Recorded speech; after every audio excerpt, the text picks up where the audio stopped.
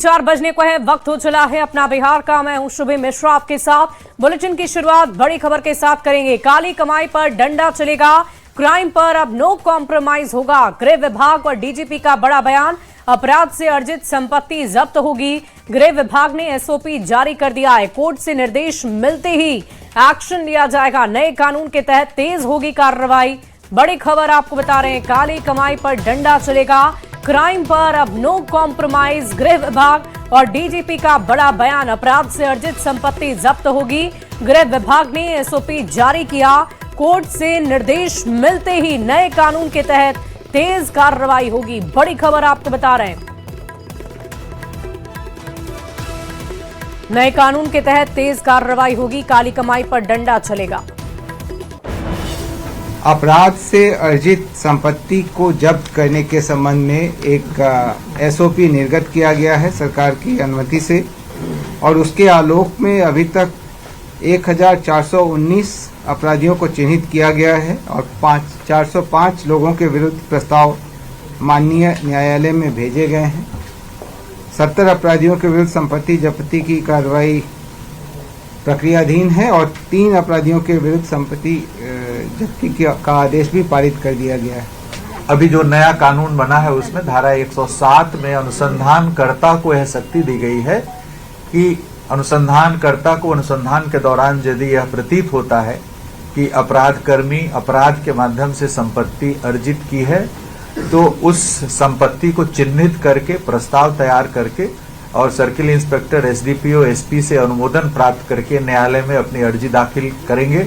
और इस प्रकार की 400 से अधिक अर्जियां दाखिल की जा चुकी हैं और करीब 70 मामलों में न्यायालय के द्वारा नोटिस निर्गत किया गया है। 3 मामलों में जब्ती के आदेश भी दिए गए हैं। तो इस प्रावधान को हम लोग प्रभावकारी ढंग से उपयोग में ला रहे हैं। विगत 1 वर्ष के दौरान करीब 1000 से अधिक मामले चिन्हित हुए हैं। और देखिए, बिहार में अपराध की घटना को लेकर पुलिस काफी सख्त है। साथ ही अपराध के मामले में त्वरित कार्रवाई और सुनवाई के लिए स्पीडी ट्रायल कराया जा रहा है। 100 फास्ट ट्रैक कोर्ट की दिशा में पुलिस तेजी से आगे बढ़ रही है, जिसमें गंभीर मामलों में त्वरित फैसला सुनिश्चित किया जाएगा। डीजीपी ने कहा कि बिहार में डायल 112 की स्थिति काफी बेहतर है और लोगों को सेवा देने में देश में दूसरे स्थान पर है। प्राथमिकता है स्पीडी ट्रायल और अधिक गति से सुनिश्चित करने के लिए हम लोग फास्ट ट्रैक कोर्ट्स के लिए भी काफी तेजी से आगे बढ़ रहे हैं और आने वाले दिनों में आर्म्स एक्ट के कांडों के लिए 100 फास्ट ट्रैक कोर्ट्स और जो गंभीर कांड है हत्या, डकैती, अपहरण वगैरह वगैरह के लिए, उसके लिए भी 100 फास्ट ट्रैक कोर्ट क्रियाशील होने की संभावना है। उससे और स्पीडी ट्रायल में गति आएगी। आपने सुना कि हमारा जो ERSS है, डायल 112 है, उसमें 1833 वाहन अभी क्रियाशील हैं। रिस्पांस टाइम हमारा 14 मिनट है। पूरे देश में हम दूसरे नंबर पे हैं। कहीं भी किसी प्रकार की यदि आपात की स्थिति नागरिकों के साथ पैदा होती है तो डायल 112। बिहार के प्रमुख सिद्धपीठ थावे दुर्गा मंदिर में चोरी कांड के 5 दिन के बाद जेडीयू विधायक अमरेंद्र कुमार उर्फ पप्पू पांडे ने माता को सोने की हार और मुकुट भेंट किया है। भव्य श्रृंगार के बाद दर्शन के लिए पट खोले गए। माता के नए श्रृंगार को देखने के लिए बड़ी संख्या में श्रद्धालु पहुंचे, जिससे भीड़ संभालने में पुलिस को काफी कड़ी मशक्कत करनी पड़ी। आपको बता दें कि बीते 17 दिसंबर को मंदिर में सोने के आभूषण चोरी हो गए थे। बिहार के प्रमुख सिद्धपीठ थावे दुर्गा मंदिर में हुए आभूषण चोरी के बाद आज जेडीयू विधायक अमरेंद्र कुमार उर्फ पप्पू पांडे परिवार के साथ थावे मंदिर में पहुंचे और माता को सोने की मुकुट, सोने की हार, सोने की मंटिका समेत 5 आभूषण सौंपे।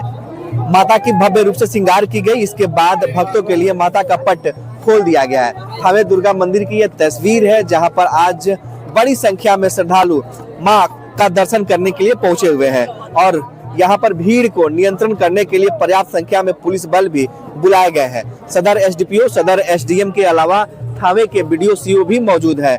बता दें कि 17 दिसंबर को चोरों ने माता की सोने की मुकुट, सोने की हार, सोना चांदी रखने वाली जो लॉकर थी उसकी चोरी कर ली थी और इसके बाद से माता का श्रृंगार अधूरा पड़ गया था। ऐसे में जेडीयू विधायक अमरेंद्र कुमार उर्फ पप्पू पांडे ने सोने की हार, सोने की मुकुट और अन्य गहना देने की बात कही थी और आज पारंपरिक तरीके से पूजा अर्चना करने के बाद सोने की मुकुट और सोने की हार माता को भेंट की गई है।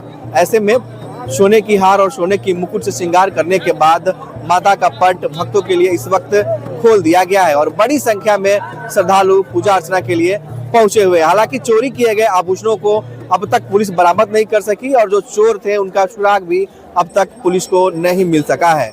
गोविंद कुमार, न्यूज़ 18, गोपालगंज। तो भले ही जेडी विधायक ने थावे मंदिर में चोरी के 5 दिन के बाद अपने स्तर से माता के मंदिर में सोने का मुकुट और हार भेंट कर दिया हो, लेकिन चोरी की इस घटना को लेकर पुलिस को अब तक कोई भी ठोस सुराग नहीं मिल पा रहा है। एसआईटी की 5 टीम ने उत्तर प्रदेश, बिहार के 17 ठिकानों पर छापेमारी की, पर 35 लोगों से पूछताछ भी की। सभी को छोड़ भी दिया गया। डीआईजी और एसपी अवधेश दीक्षित ने जांच शुरू की है, बावजूद इसके कोई सफलता हाथ नहीं लगी। आपको बता दें कि 17 दिसंबर को गर्भगृह से सोने के आभूषण की चोरी हुई थी।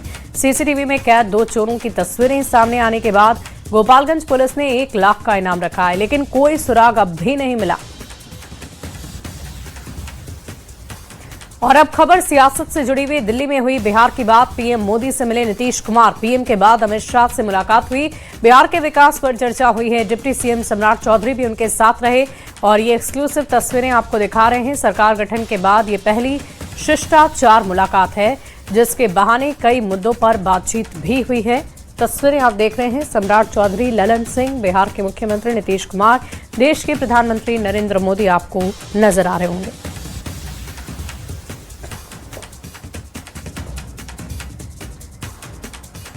जेडीयू-एमएनसी ने एक बड़ा बयान दिया है। आरजेडी को लेकर नीरज कुमार ने बड़ा बयान दिया। आरजेडी में उथल पुथल मची हुई है, पाला बदलने की तैयारी में है कई नेता। जेडीयू के संपर्क में कई आरजेडी नेता। तेजस्वी के नेतृत्व पर खटपट जारी है। राज्यसभा चुनाव के पहले बिहार की सियासत गरमाई हुई है। बिहार से राज्यसभा की 5 सीट खाली हो रही है, जिसमें संख्या बल के लिहाज से एनडीए के खाते में 4 सीट आसानी से जा रही है और ऐसे में अब निगाहें 5वीं सीट पर है, जिस पर एनडीए की नजर टिकी हुई है। इस बीच जेडीयू के मुख्य प्रवक्ता नीरज कुमार ने यह दावा किया है कि 5 सीट भी एनडीए जीतेगी और महागठबंधन के पास प्रस्तावक की संख्या भी नहीं बचेगी। यही नहीं, नीरज कुमार ने दावा किया कि महागठबंधन के खासकर आरजेडी के कई विधायक उनके संपर्क में हैं। बिहार में 5 राज्यसभा का सीट खाली होगा और जो संख्या बल उसके हिसाब से 4 आप लोग तो कंफर्ट स्थिति में हैं। 5वें पे भी निगाह है क्या? राज्यसभा का द्विवार्षिक चुनाव में जो रिक्त सीट है, नजरे इनायत तो रहेगा ही। जनता ने प्रचंड जनादेश दिया, हमारे लिए लहर और तेजस्वी यादव के लिए कहर। तो स्वाभाविक रूप से एनडीए गठबंधन का शीर्ष नेतृत्व पैनी निगाह रखे हुए है कि प्रस्तावक तो चाहिए। अब प्रस्तावक सहमत होगा उनसे तब ना। उनकी पार्टी का विधायक बहुत बेचैनी में है, वो हम लोग के संपर्क में है। कहता है कि ना ये तो एकदम फालतू नेतृत्व है, इसके साथ काम करना तो राजनीति में कत्ल होना जैसा है। तो इसका मतलब कि एनडीए की निगाह वो 5वें सीट पर भी है। अरे माने अब शीर्ष नेतृत्व तय करेगा, लेकिन जो राष्ट्रीय जनता दल की अंदरूनी स्थिति है उसमें कोई भी बात से इनकार नहीं किया जा सकता है। लेकिन सर जो संख्या बल है तो आपको लग रहा है कि महागठबंधन 5वें सीट को निकालने की स्थिति में है? नहीं, हमें ऐसा इसलिए नहीं लगता है कि राष्ट्रीय जनता दल के अंदर क्या जो अंदरूनी कलह है और खास करके सहयोगी दल के मन में पीड़ा है, तो राष्ट्रीय जनता दल के द्वारा थोपा गया उम्मीदवार पर राष्ट्रीय जनता दल और सहयोगी पार्टी के नेतृत्व तैयार हो जाएगा, यह मुझे संभव नहीं लगता। मतलब महागठबंधन के विधायक आप लोग के संपर्क में है? अरे भाई एकदम वेटिंग लिस्ट में बैठा हुआ है सब। तब तो ये कब तक?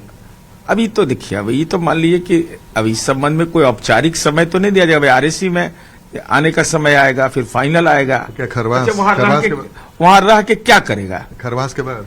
अब नहीं, ये कोई समय सीमा हम नहीं कह सकते हैं, लेकिन इतना हम जरूर कह सकते हैं कि उथल पुथल बहुत जोरों पर है। बड़ी खबर जीतन राम मांझी से जुड़ी हुई आपको बताएं। बिहार में नई सरकार के गठन के महज 1 महीने बाद ही मांझी ने राज्यसभा सीट को लेकर बेहद तल्ख तेवर दिखाए और बेटे संतोष सुमन को हक से राज्यसभा में सीट मांगने की नसीहत दी है। इतना ही नहीं, मांझी ने हम के राष्ट्रीय अध्यक्ष संतोष सुमन को सुझाव दिया है कि वो एनडीए के बड़े नेताओं पर दबाव बनाकर रखे। हमको राज्यसभा की एक सीट दे, नहीं तो वो बिहार में मंत्री पद छोड़कर एनडीए से अलग होने का अल्टीमेटम दे। गया जी में हम के एक कार्यक्रम में जीतन राम मांझी ने सार्वजनिक मंच से संतोष सुमन को ये नसीहत दे डाली है। पार्टी को चलाने और मान्यता दिलाने के लिए वो हर कोशिश करें, एनडीए के सामने मजबूती से अपनी बात रखें।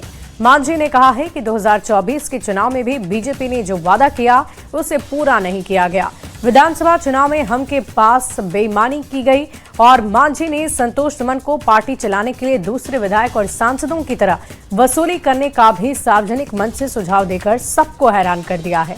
देखिए, राज्यसभा के चुनाव में हम की दावेदारी को लेकर जिस तरह से जीतन राम मांझी ने अपने बेटे को नसीहत दी, उस पर अब बिहार बीजेपी के पूर्व अध्यक्ष और उद्योग मंत्री दिलीप जायसवाल ने बड़ा बयान दिया है। उन्होंने कहा कि जीतन राम मांझी एनडीए के मजबूत साथी हैं और मांझी हर हकीकत को समझते हैं। मांझी के इस बयान को जायसवाल ने सिर्फ मीडिया के लिए मसाला बताया है। क्या कुछ कह रहे हैं वो आप भी सुनिए। केंद्रीय मंत्री जीतन राम मांझी ने राज्यसभा और कमीशन को लेकर बयान दिया है। बिहार सरकार के मंत्री डॉक्टर दिलीप जायसवाल हमारे साथ हैं। जिस तरीके से मांझी जी ने एक बयान दिया है कि राज्यसभा लो, नहीं तो मंत्री पद छोड़ दो अपने बेटे को, और साथ ही कमीशन पर भी उनके जो बयान आए हैं, क्या कहेंगे आप?